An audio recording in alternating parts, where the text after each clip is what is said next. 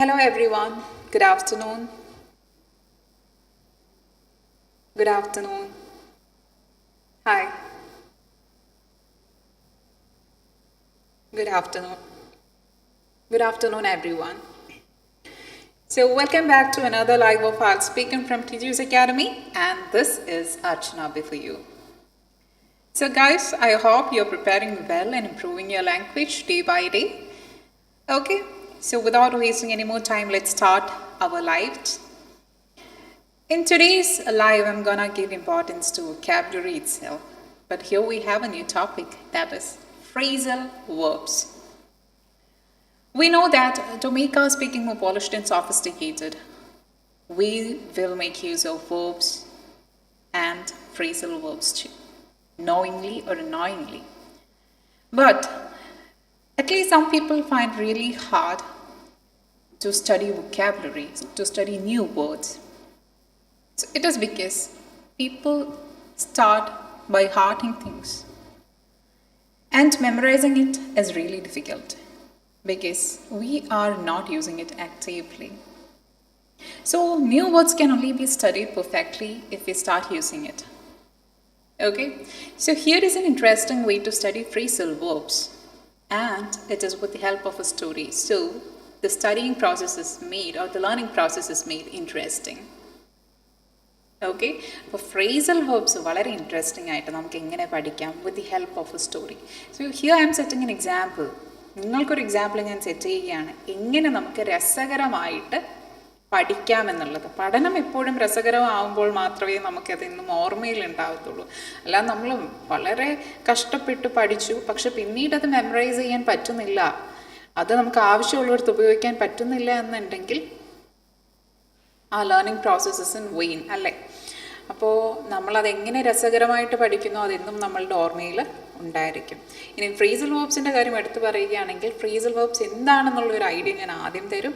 And after that ഞാൻ പറഞ്ഞില്ലേ, knowingly ഒരു annoyingly we using it. Phrasal verbs നമ്മൾ ഉപയോഗിക്കുന്നുണ്ട്, പക്ഷെ കുറച്ച് പേർക്കെങ്കിലും ഇതിൻ്റെ മീനിങ് കറക്റ്റായിട്ട് അറിയാത്തത് കൊണ്ട് തെറ്റ് വരാനുള്ള സാധ്യത എന്താണ്, കൂടുതലാണ്. അപ്പോൾ ഫ്രേസൽ വേർബ്സ് എന്താണ്, അതിൻ്റെ മീനിങ്സ് കറക്റ്റായിട്ട് എങ്ങനെ മനസ്സിലാക്കാം എന്നൊക്കെയുള്ളത് നമുക്ക് നോക്കാം. So shall we start? All right, yes. What are phrasal verbs? Look at the definition here.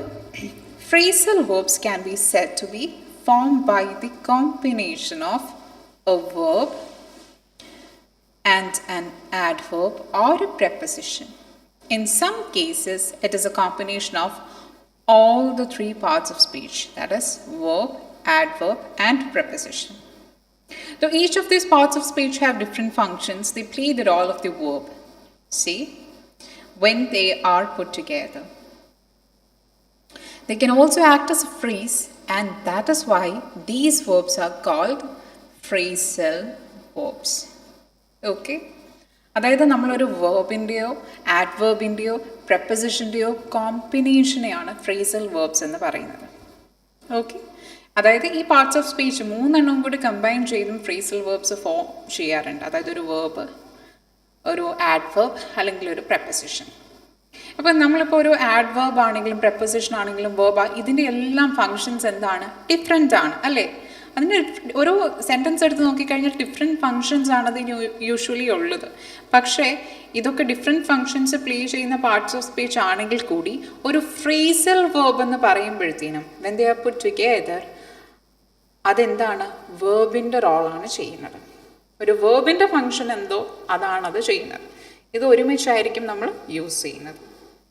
Okay, ഇനിയും ഇതൊരു ഫ്രേസായിട്ട് ആക്ട് ചെയ്യുന്നത് കൊണ്ടാണ് നമ്മളിതിനെ എന്ത് വിളിക്കുന്നത്, ഫ്രേസൽ വേർബ്സ് എന്ന് വിളിക്കുന്നത്. സോ ഫ്രേസൽ വേർബ്സ് എന്ന് പറഞ്ഞാൽ അത്രയും കൺഫ്യൂസിങ് ആയിട്ടൊന്നും ഇല്ല. നമ്മൾ വേർബോ ആഡ്വേർബോ പ്രപ്പോസിഷനോ ഒക്കെ ഒരുമിച്ച് യൂസ് ചെയ്യുമ്പോഴത്തേനും അതെല്ലാം വേർബായിട്ട് ആക്ട് ചെയ്യുന്നുണ്ട്. അതൊരു ഫ്രേസാണ്, പിന്നെ അതിൻ്റെ ഫങ്ഷൻ ഒരു വേർബിൻ്റെ ഫങ്ഷൻ ആയിരിക്കും. അങ്ങനെയുള്ള ഫ്രേസസിനെ നമ്മൾ ഫ്രേസൽ വേർബ്സ് എന്ന് വിളിക്കുന്നു. അപ്പം A phrase which acts S A verb, അതിനകത്ത് ആഡ്വേർബ് കാണാം, പ്രപ്പോസിഷൻ കാണാം, വേർബ് കാണാം, അതിനെയാണ് നമ്മൾ ഫ്രേസൽ വേർബ്സ് എന്ന് വിളിക്കുന്നത്. ഇനി നിങ്ങൾ എക്സാമ്പിൾസ് കാണുമ്പോഴത്തേനും ഇതായിരുന്നോ ഇത്ര എക്സ്പ്ലനേഷൻ കൊടുത്തതെന്ന് തോന്നും. It is as simple as that.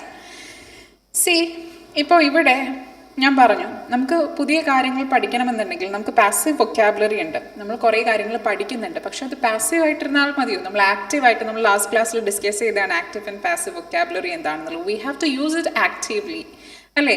നമ്മളത് പ്രാക്ടീസിൽ ഉപയോഗിക്കുമ്പോൾ മാത്രമേ നമ്മളത് എത്രത്തോളം യൂസ് ചെയ്യുന്നുണ്ടോ അത്രത്തോളം നമുക്ക് മനസ്സിലാവുന്നു, നമ്മൾ ഉപയോഗിക്കാനുള്ള സാധ്യതയും കൂടും, അർത്ഥവും ഒക്കെ അറിഞ്ഞിരിക്കണം. സോ അങ്ങനെ ആകുമ്പോഴത്തേനും നിങ്ങൾക്ക് ഫ്രേസൽ വേർബ്സ് പഠിക്കാനുള്ള ഒരു എളുപ്പ വഴിയാണ് നമ്മളൊരു സ്റ്റോറി വായിക്കുക. അല്ലെങ്കിൽ നമ്മൾ ഫ്രേസൽ വേർബ്സ് യൂസ് ചെയ്തിട്ട് എന്ത് ചെയ്യുക, ഒരു സ്റ്റോറി ക്രിയേറ്റ് ചെയ്യുക.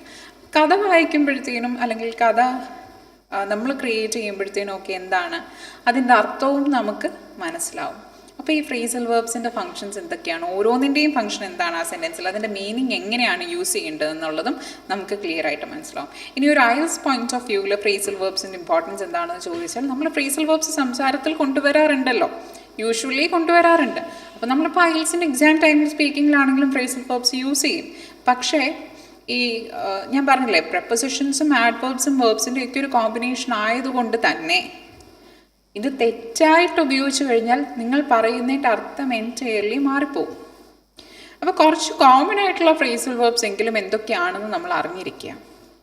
ഓക്കെ, അങ്ങനെയുള്ളത് നമുക്ക് നെക്സ്റ്റ് ക്ലാസ്സിൽ ഡിസ്കസ് ചെയ്യാം. കോമൺ ആയിട്ട് യൂസ് ചെയ്യുന്ന ഫ്രേസൽ വേർബ്സ്, അല്ലെങ്കിൽ എല്ലാവരും നമ്മൾ ഏറ്റവും ഫ്രീക്വൻ്റ് ആയിട്ട് യൂസ് ചെയ്യാൻ സാധ്യതയുള്ള ഫ്രേസൽ വേർബ്സ് ഏതൊക്കെയാണെന്ന് നോക്കാം. പക്ഷേ ഇത് ഫ്രേസൽ വേർബ്സ് പഠിക്കാനുള്ള ഒരു എളുപ്പമാർഗം. ഒരു കഥ വായിക്കുന്നു, ആ കഥയിലൂടെ നമ്മളത് പഠിക്കുന്നു. So here I'll read out the story for you, and after that we'll discuss each and every phrasal verbs given in the story. All right, so let's read the story. What an exhausting trip. Okay.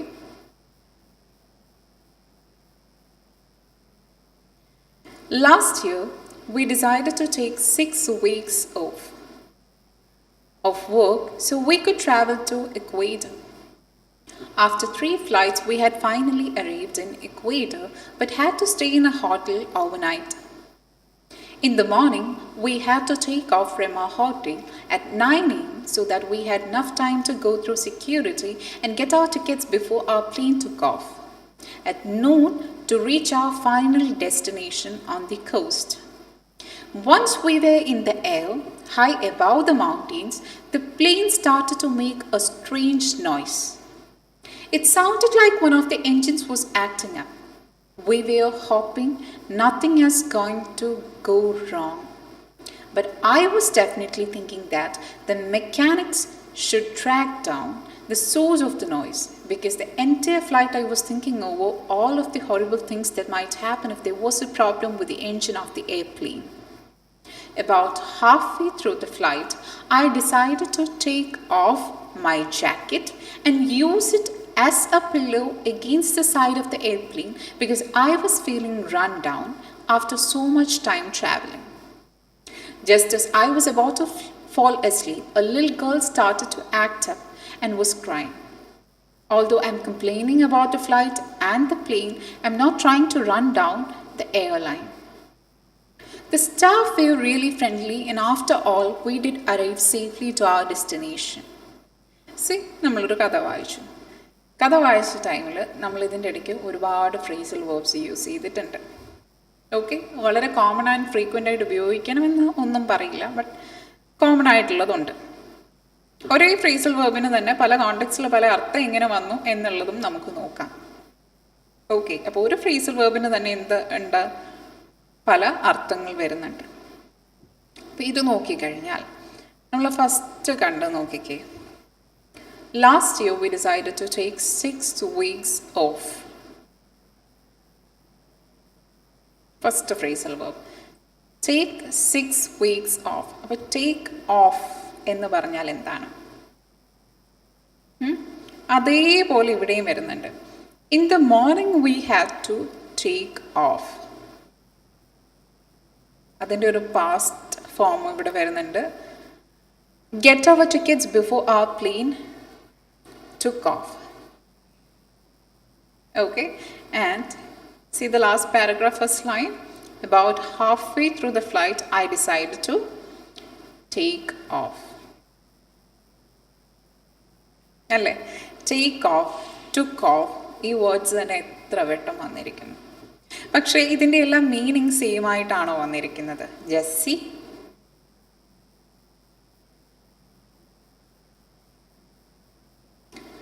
നോക്കിക്കേ, ആദ്യം എന്താ പറയുന്നത്? Last year we decided to take 6 weeks off work. ഈ off നോക്കിക്കേ, OFF ആണ്. അപ്പോൾ take off എന്ന് പറഞ്ഞാൽ take 6 weeks off from work എന്ന് പറഞ്ഞാൽ എന്താണ്? വർക്കിൽ നിന്നും എടുക്കുക എന്നുള്ളതാണ്. എന്ന് പറഞ്ഞാൽ എന്താ? We are not actually working at that time. ഓഫാണ്. നമ്മൾ ആ ടൈമിൽ വർക്ക് ചെയ്യുന്നുണ്ടോ? ഇല്ല. അപ്പോൾ ടേക്കിംഗ് അവേ, വർക്ക് ചെയ്യുന്ന ദിവസത്തിൽ നിന്നും നമ്മൾ 6 ആഴ്ച അവധിയാണെന്നുള്ള അർത്ഥമാണ് വരുന്നത്. Last we decided to take 6 weeks off work so we could travel to Ecuador. Travel ചെയ്യാനായിട്ട് ഞങ്ങൾ വർക്കിൽ നിന്നും 6 ആഴ്ച എടുക്കുന്നു എന്നുള്ള അർത്ഥമാണ് ഇവിടെ ടേക്ക് ഓഫ് കൊണ്ട് അർത്ഥമാകുന്നത്. ഓക്കെ, അപ്പോൾ നമ്മൾ ഇത് ഇപ്പോൾ ഈ ഒരു അർത്ഥം പഠിക്കാനായിട്ട് ഒരു വേർഡ് പഠിച്ചിട്ട് അതിൻ്റെ ഡിഫറെൻറ്റ് മീനിങ്സ് ഇങ്ങനെ കാണാതെ പഠിച്ചുകൊണ്ടിരുന്നാൽ നമുക്ക് ആവശ്യം വരുമ്പം യൂസ് ചെയ്യാൻ പറ്റുമോ? അപ്പം നിങ്ങൾ ട്രാവൽ ചെയ്ത ഒരു സമയത്തിനെ പറ്റി അല്ലെങ്കിൽ നിങ്ങൾക്ക് ഇഷ്ടമുള്ള ഒരു ജേർണിയെ പറ്റിയൊക്കെ പറയുമെന്ന് നിങ്ങളോടൊരു ക്വസ്റ്റ്യൻ വന്നു എന്നിരിക്കട്ടെ.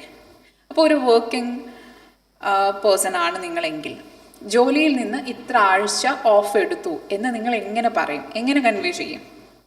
നമുക്ക് ഈ ഫ്രേസൽ വെർബ് അവിടെ യൂസ് ചെയ്തല്ലേ പറ്റൂ, അല്ലേ? പക്ഷെ അന്നേരം ഇതെങ്ങനെ കറക്റ്റായിട്ട് ഉപയോഗിക്കണം എന്നുള്ളത് നമ്മൾ അറിഞ്ഞിരുന്നാൽ മാത്രമേ നമുക്കിതവിടെ യൂസ് ചെയ്യാൻ പറ്റത്തുള്ളൂ. അപ്പോൾ ഒന്ന് ആലോചിച്ച് നോക്കൂ. ഞാൻ ജോലിയിൽ നിന്ന് 6 ആഴ്ച അവധിയെടുത്തിരുന്നു ട്രാവൽ ചെയ്യാനായിട്ടെന്ന് പറയുമ്പോൾ നമുക്കിതൊക്കെ വളരെ ഡിഫിക്കൽട്ടായിട്ട് തോന്നുന്നുണ്ട്, അല്ലെങ്കിൽ ഇതിൻ്റെ ആവശ്യം എന്താണെന്നൊന്നും ട്രിവിയലായിട്ട് കൺസിഡർ ചെയ്യേണ്ട കാര്യമില്ല. നമ്മളൊക്കെ ഇത് യൂസ് ചെയ്യുന്നുണ്ട്. അപ്പോൾ ഇവിടെ ടേക്ക് 6 weeks ഓഫ് എന്ന് പറഞ്ഞു കഴിഞ്ഞാൽ to take some time away from work എന്നുള്ളതാണ്. അപ്പോൾ നമ്മൾ ആ ടൈമിൽ വർക്ക് ചെയ്യുന്നില്ല. You are not going to office, അല്ലെങ്കിൽ എവിടെയാണോ ഓരോ ഓർഗനൈസേഷൻ നമ്മളവിടെ പോകുന്നില്ല. ഇനിയും നെക്സ്റ്റ് ടേക്ക് ഓഫ് നോക്കിക്കേ. After 3 flights, we had finally arrived in Ecuador but had to stay in a hotel overnight. In the morning, we had to take off from our hotel. ഇവിടെ take off എന്ന് വെച്ച് കഴിഞ്ഞാൽ എന്താണ്? ഈ take off എന്നുള്ളതിനൊരർത്ഥമുണ്ട്, നമ്മൾ ക്വിക്കായിട്ട് എവിടെന്നെങ്കിലും പോവുക എന്നുള്ളൊരർത്ഥം. Okay, അതേപോലെ ഒരർത്ഥം വരുന്നത് ഞാനിവിടെ.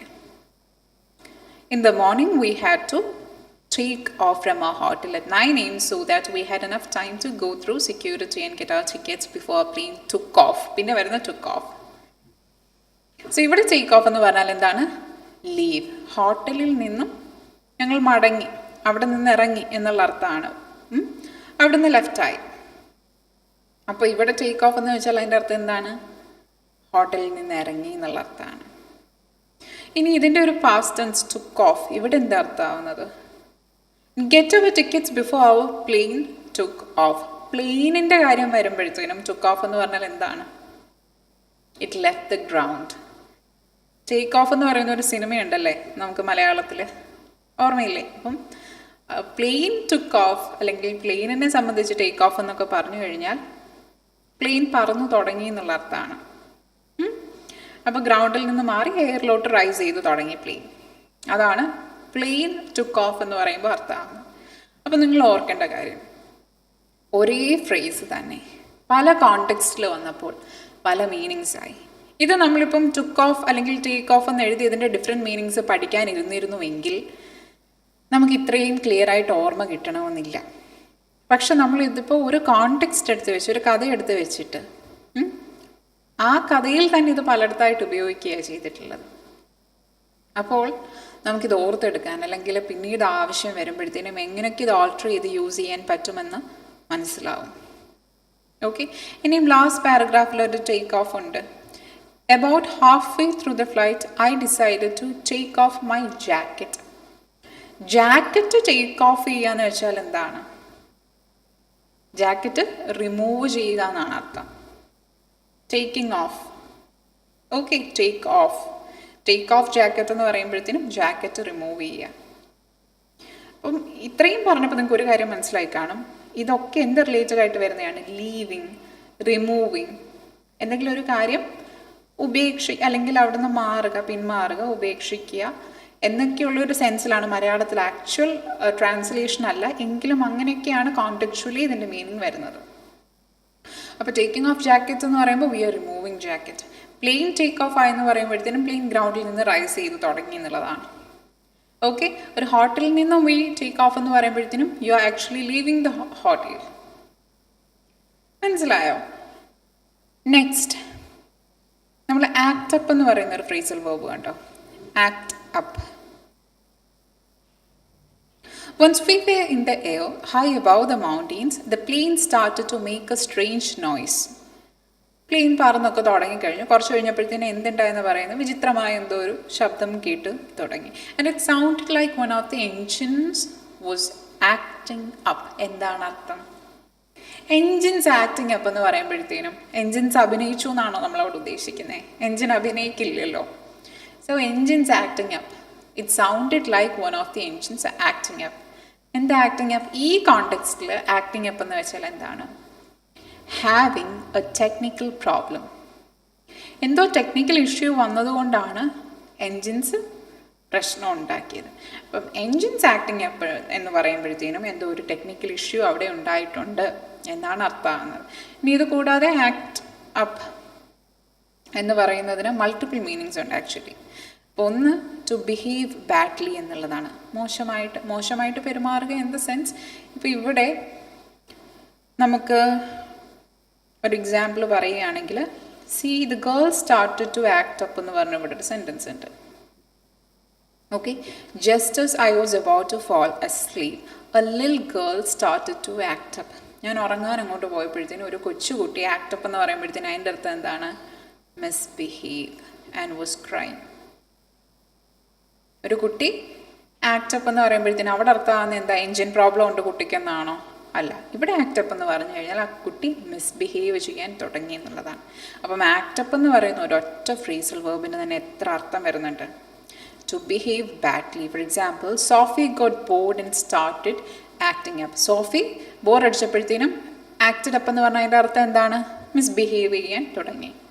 ഇനി വേറെ ഒന്നെന്താണ്? Operate badly. For example, my car is acting up again, I don't know what's wrong with it. നമ്മളിപ്പോൾ പറഞ്ഞത് തന്നെ എന്ത്? ഹാവിങ് എ ടെക്നിക്കൽ പ്രോബ്ലം എന്ന് പറയുന്ന സെൻസിലാണ് ടു ഓപ്പറേറ്റ് ബാഡ്ലി എന്ന് പറയുന്നത്. Next, to become active. Active ആവുക എന്നൊരർത്ഥവും ഇതിന് വരുന്നുണ്ട്. Allergies acted up when she went hiking in the woods. ഒരു കാട്ടിൽ പോയപ്പോഴത്തേനും എന്ത് പറ്റി? ഒരാളുടെ അലർജിയൊക്കെ വീണ്ടും, അലർജി എന്ത് വന്നു എന്നാണ് പറയുന്നത്? വീണ്ടും ഉണ്ടാവാൻ തുടങ്ങി. ഇറ്റ് സ്റ്റാർട്ടഡ് ആക്ടിങ് അപ്പ് എന്ന് പറയുമ്പോഴത്തേനും വീണ്ടും വന്നു തുടങ്ങി. Next, to cause pain or hurt. വേദന ഉണ്ടാക്കുക അല്ലെങ്കിൽ വേദന ഉണ്ടാക്കുന്ന രീതിയിൽ, വേദനിപ്പിക്കുന്ന രീതിയിൽ എന്തെങ്കിലും സംഭവിക്കുക, അതിനും ആക്ട് അപ്പ് എന്ന് പറയും. Har shoulder was acting up because of injury. മുറിവ് കാരണം ഷോൾഡർ ആക്ടിങ് അപ്പ് എന്ന് പറഞ്ഞു കഴിഞ്ഞാൽ എന്താണ്? വേദനയുണ്ടായി, വേദനിക്കുന്നു എന്നാണ് അർത്ഥം. അപ്പോൾ ആക്ട് അപ്പ് എന്ന് പറയുന്ന ഒരു സിംഗിൾ ഫ്രേസൽ വേർബ്സിന് എത്ര മീനിങ്സ് ആണെന്ന് നോക്കിയിട്ട് it has multiple meanings. To behave badly, to operate badly, to become active, to cause pain or hurt. അപ്പോൾ ഇവിടെ നമ്മൾ ഏതെങ്കിലും ഒരു അർത്ഥം മാത്രം അറിഞ്ഞിരുന്നാൽ മതിയോ? ഒരു ഫ്രേസൽ വേർബിന് തന്നെ പല കോണ്ടെക്സ്റ്റിൽ എത്ര അർത്ഥങ്ങൾ വരുന്നു എന്നുള്ളത് മനസ്സിലാക്കുക. പ്ലെയിൻ്റെ എൻജിൻ ആക്ടിങ് അപ്പ് എന്ന് പറയുമ്പോഴത്തേനും എന്തോ ടെക്നിക്കൽ ഇഷ്യൂ ഉണ്ടായി. ഒരു കുട്ടി ആക്ട് അപ്പ് എന്ന് പറയുമ്പോഴത്തേനും അത് മിസ്ബിഹേവ് ചെയ്തു. ഓക്കെ, ഇഞ്ചുറി ഉള്ള ഒരാളുടെ ഷോൾഡർ ആക്ട് അപ്പ് ചെയ്തു എന്ന് പറഞ്ഞപ്പോഴത്തേനും എന്താണ്? പെയിൻ ഉണ്ടായി. ഇങ്ങനെയുള്ള മൾട്ടിപ്പിൾ മീനിങ്സും നമ്മൾ അറിഞ്ഞിരിക്കുക. And use it wisely. Okay, next, track down. അടുത്ത ഇമ്പോർട്ടൻറ്റ് ഫ്രേസൽ വേർബാണ് track down. Okay, can you see it? Track down. We were hoping nothing is going to go wrong, but I was definitely thinking that the mechanics should track down the source of the noise. ഞങ്ങൾ എന്താണ്? We were hoping that nothing is going to go wrong, മോശമൊന്നും സംഭവിക്കില്ല. പക്ഷേ ഡെഫിനറ്റായിട്ട് എന്ത് വേണം? Mechanics track down ചെയ്യണം the source of noise. ഈ ശബ്ദം എന്തുകൊണ്ട് വരുന്നു എന്ന് മെക്കാനിക്സ് ട്രാക്ക് ഡൗൺ ചെയ്യണം. അപ്പോൾ അവിടെ ട്രാക്ക് ഡൗൺ എന്ന് പറയുന്ന ഫ്രേസൽ വേർബിൻ്റെ അർത്ഥം എന്താണ്? മെക്കാനിക്സ് ഈ സൗണ്ട് എന്തുകൊണ്ട് വരുന്നു എന്ന് ട്രാക്ക് ഡൗൺ ചെയ്യണമെന്ന് പറയുമ്പോഴത്തേനും they should find it out. കണ്ടുപിടിക്കുക, അതാണ് ട്രാക്ക് ഡൗൺ ചെയ്യുക എന്ന് പറയുന്നത്. Okay, so track down is a phrasal verb that means to find someone or something after searching in multiple places or after a difficult or long search. ഒരു വ്യക്തിയോ അല്ലെങ്കിൽ എന്തെങ്കിലും ഒരു കാര്യത്തിനെയോ നമ്മൾ എന്ത് ചെയ്യുക? കണ്ടുപിടിക്കുക. അത് ചിലപ്പോൾ കുറേ നേരം തിരഞ്ഞിട്ടായിരിക്കാം, അല്ലെങ്കിൽ വളരെ ബുദ്ധിമുട്ടി കണ്ടുപിടിക്കുകയായിരിക്കാം. We have more examples. I have been trying to track down that book but haven't had any luck. Book കണ്ടുപിടിക്കാൻ വേണ്ടി ഞാൻ ട്രാക്ക് ഡൗൺ ചെയ്യുക, ഫൈൻഡ് ഔട്ട് ചെയ്യുകയായിരുന്നു, പക്ഷേ but haven't had any luck. കണ്ടുപിടിക്കാൻ പറ്റിയോ? ഇല്ല. The police have so far failed to track down the attacker. Police എന്ത് ചെയ്തു? അറ്റാക്കറിനെ കണ്ടുപിടിക്കാൻ ഫെയിലായി. The failed to track down. കണ്ടുപിടിച്ചോ? ഇല്ല. അപ്പം the failed to find out the attacker. Track down എന്ന് പറഞ്ഞു കഴിഞ്ഞാൽ to find something or someone. And the next word we have is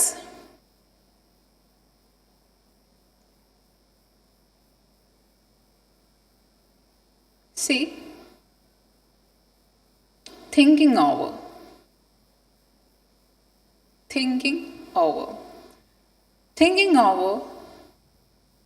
So, നമ്മൾ ആ സെൻറ്റൻസ് ഒന്ന് നോക്കുക. Track down the source of noise. Because the entire flight I was thinking over all of the horrible things that might happen if there was a problem with the engine of the airplane. അതായത് എയർപ്ലെയിൻ്റെ engine എന്തെങ്കിലും കുഴപ്പമുണ്ടെങ്കിൽ മോശമായ കാര്യങ്ങൾ സംഭവിക്കുമെന്ന്. Thinking over എന്ന് വെച്ചാൽ എന്താണ്? Think about. ഒരു കാര്യത്തിനെ പറ്റി ആഴത്തിൽ നമ്മൾ ചിന്തിക്കുക എന്നുള്ള അർത്ഥമാണ് തിങ്ക് ഓവർ അല്ലെങ്കിൽ തിങ്കിങ് ഓവർ എന്നൊക്കെ കൊണ്ട് ഉദ്ദേശിക്കുന്നത്. Phrasal verb think over means to consider something carefully. Especially before making a decision. For example, you might say, I'll give you time to think my offer over, or I've been thinking over what you said. അപ്പോൾ think over എന്ന് വെച്ചാൽ എന്താണ്? നമ്മളൊരു കാര്യം വളരെ കെയർഫുള്ളായിട്ട് അതിനെപ്പറ്റി ചിന്തിക്കുക, അതിനെപ്പറ്റി ഒരു തീരുമാനം എടുക്കുന്നതിന് മുന്നേ അതിനെപ്പറ്റി ചിന്തിക്കുക എന്നൊക്കെയുള്ള അർത്ഥമാണ് തിങ്ക് ഓവർ. ഒരു കാര്യത്തിനെ പറ്റി ഗഹനമായി ചിന്തിക്കുക. Okay, next run down. Run down. I'll read out the sentence for you. About halfway through the flight, I decided to take off my jacket and use it as a pillow against the side of the airplane because I was feeling run down after so much of time traveling. ഒരുപാട് നേരം യാത്ര കഴിഞ്ഞതിന് ശേഷം I was feeling run down. അപ്പോൾ run എന്ന് പറയുമ്പോൾ ഓടുക എന്നുള്ള അർത്ഥം വെച്ചിട്ട് നമുക്ക് അതിൻ്റെ മീനിങ് എടുക്കാൻ പറ്റുമോ? നോ. എന്താണ് ഇവിടെ അർത്ഥം? Low on energy. Energy lose ആയിക്കൊണ്ട് അല്ലെങ്കിൽ ക്ഷീണിച്ചു, അവശനായി എന്നൊക്കെയുള്ള അർത്ഥമാണ്. ഓക്കെ, സോ ഒരുപാട് ടൈം ട്രാവൽ ചെയ്തപ്പോഴത്തേനും I was feeling run down എന്ന് പറഞ്ഞാൽ എനർജി മൊത്തം തീർന്നു എന്നുള്ള അർത്ഥമാണ് വരുന്നത്. So run down means to lose power or stop working. അപ്പം ഇവിടെ എനർജി ലൂസ് ആവുന്നു അല്ലെങ്കിൽ ആ ഒരു ആരോഗ്യം നഷ്ടപ്പെടുന്നു എന്നൊക്കെയുള്ള അർത്ഥം മാത്രമാണോ? അല്ല, എന്തെങ്കിലും ഒരു കാര്യം ചെയ്തുകൊണ്ടിരുന്ന പണി നിർത്തുന്നു എന്നുള്ള ഒരർത്ഥം. വർക്ക് ചെയ്തുകൊണ്ടിരുന്ന ഒരു കാര്യം സ്റ്റോപ്പ് ആവുകയാണെങ്കിലും നമ്മൾ റൺ ഡൗൺ എന്ന് പറയും. ഓക്കെ, അപ്പോൾ മൾട്ടിപ്പിൾ മീനിങ്സ് വരും ഒരു ഫ്രേസൽ വേർബിന് തന്നെ. So that's all. അപ്പോൾ ഇതെന്ന് പറഞ്ഞാൽ ആക്ച്വലി നമ്മൾ കുറേ ഫ്രേസൽ വേർബ്സ് നിങ്ങൾക്ക് ഇൻട്രൊഡ്യൂസ് ചെയ്ത് തരികയല്ല ഇന്നത്തെ ലൈവിലൂടെ ഉദ്ദേശിച്ചത്. പക്ഷേ നമുക്ക് ഇൻട്രസ്റ്റിംഗ് ആയിട്ട് ഫ്രേസൽ വേർബ്സ് എങ്ങനെ പഠിക്കാം. ഓക്കെ, ഒരു ഫ്രേസൽ വേർബിന് തന്നെ പല മീനിങ്സ് വരും. കോണ്ടെക്സ്റ്റ് അനുസരിച്ച് മീനിങ് മാറിക്കൊണ്ടേയിരിക്കാം. അങ്ങനെ ഒരു അണ്ടർസ്റ്റാൻഡിങ് നമുക്കുണ്ടാവണം. പിന്നെ ഫ്രേസൽ വേർബ്സ് എന്താണെന്നുള്ളൊരു ഐഡിയ ഉണ്ടായിരിക്കുക. നമ്മൾ അറിഞ്ഞോ അറിയാതെ ഫ്രേസൽ വേർബ്സ് ആക്ച്വലി നമ്മുടെ കോൺവെർസേഷൻ, നമ്മുടെ സ്പീക്കിങ്ങിൽ യൂസ് ചെയ്യുന്നുമുണ്ട്. ഓക്കെ, അപ്പോൾ ഇങ്ങനെയുള്ള കുറച്ച് നോളജ് നിങ്ങൾക്ക് കിട്ടാൻ വേണ്ടിയിട്ടാണ് നമ്മൾ ഇന്നത്തെ ലൈവിലൂടെ ഉദ്ദേശിച്ചിരിക്കുന്നത്. അപ്പോൾ ഇനിയും സംസാരിക്കുമ്പോൾ we should be very careful. Also when you writing something phrasal verbs നമ്മൾ അപ്രോപ്രിയേറ്റ് ആയിട്ട് യൂസ് ചെയ്യുക. ഓക്കെ, ഇത്രയും ഓക്കെ അല്ലേ? ഡൗട്ട്സ് ഒന്നും ഇല്ലല്ലോ? All right. So thank you so much. We'll meet in the next week. Thank you.